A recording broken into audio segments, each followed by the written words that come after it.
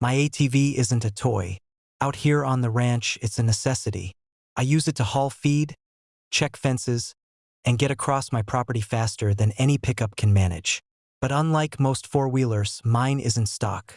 I customized it with tech I designed myself: GPS tracking, biometric locks, and an AI-enabled security system that makes it smarter than most people. Which is why I wasn't worried when Karen, our ever-nosy HOA president, decided to mess with it. It was a Sunday morning, and I was sipping coffee on the porch when my phone buzzed. A notification popped up. Unauthorized facial scan detected. ATV ignition engaged. I nearly spit out my drink. I pulled up the live feed from the dash cam. There she was, Karen, sitting high and mighty in the driver's seat, grinning like she'd just won the lottery. The ATV roared to life, and she took off across my pasture, bouncing over the grass like she was in a rodeo. I leaned back in my chair, shook my head, and tapped a few buttons on my phone. See, the ATV isn't just locked by key, it runs on facial ID. The second she turned the engine over, it scanned her face, realized she wasn't authorized, and started recording everything. It also triggered auto-lock mode, which meant she had 60 seconds before the system immobilized itself. I watched her weave down the pasture road, hair flying, her shrill laughter picked up by the onboard mic. She had no idea what was coming. 60 seconds later, the ATV slowed to a crawl.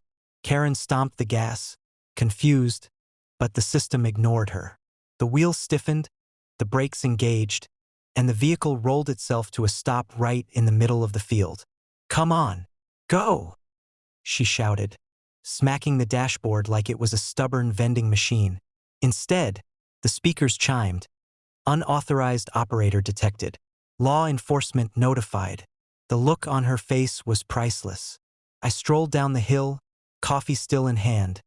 By the time the sheriff's truck pulled up at the other end of the field, Karen scrambled off the ATV, pointing at me like I was the villain.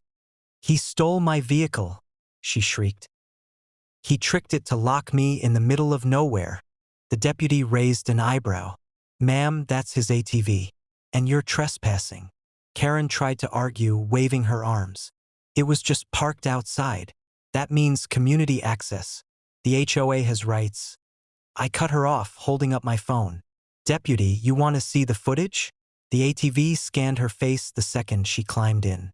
It logged her attempt, auto-locked the system, and sent the video straight to my cloud. I've got every second recorded. I showed him the live feed, Karen grinning at the start, then panicking as the ATV shut itself down. The deputy sighed. "Well, that settles that." Karen turned red. "This is harassment. He set me up." "Ma'am," the deputy said firmly, "he didn't set you up. You stole his ATV. That's grand theft."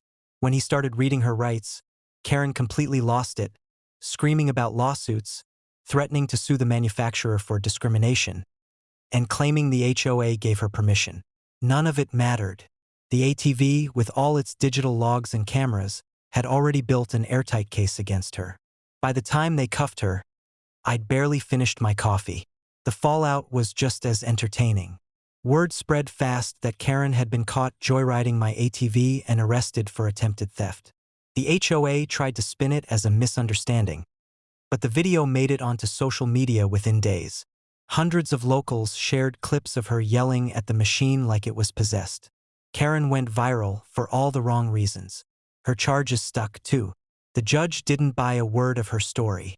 She had to pay fines, restitution, and was slapped with probation. And me? I didn't lose a wink of sleep. The ATV was back in my barn by sundown. System reset. Ready for work. The best part? Every time I ride past the HOA office, Karen looks away, red-faced, while the community whispers, "She'll never live it down." Because while she thought she was taking my ATV for a joyride, she didn't realize she was driving straight into a trap designed by the guy who built it. Technology doesn't lie, and in this case, it proved what I already knew. Karen can't outsmart me, no matter how hard she tries.